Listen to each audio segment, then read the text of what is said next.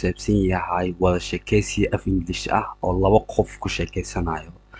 A oo ah su'aasha, B'ni oo ah jawaabta. Ugu horeyn waxaan ka bilaabeynaa sadarka A. How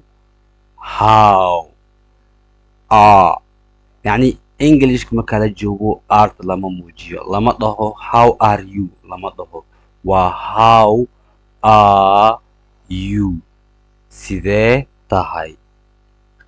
I am fine, I'm fine waa dhihi kartaa, I am fine waa dhihi kartaa, I'm fine waan fiicanahay. How old are you, how old are you, meeqa sano ayaa jirtaa.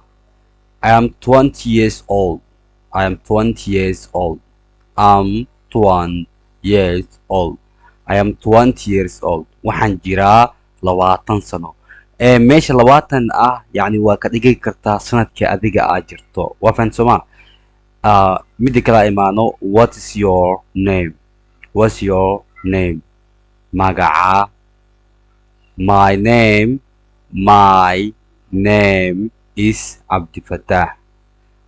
meeshaan Cabdifataaxda ah magacaaga waa ka dhigan kartaa. magacaygu waa Cabdifataax. Where do you live, where do you live, halkee ku nooshahay. I live in Somali, I live in Hargeysa, I live in Orob. يعني waxaa meesha aad ku nooshahay waa ka dhigan kartaa I live in Somali, waxaan ku noolahay Somali.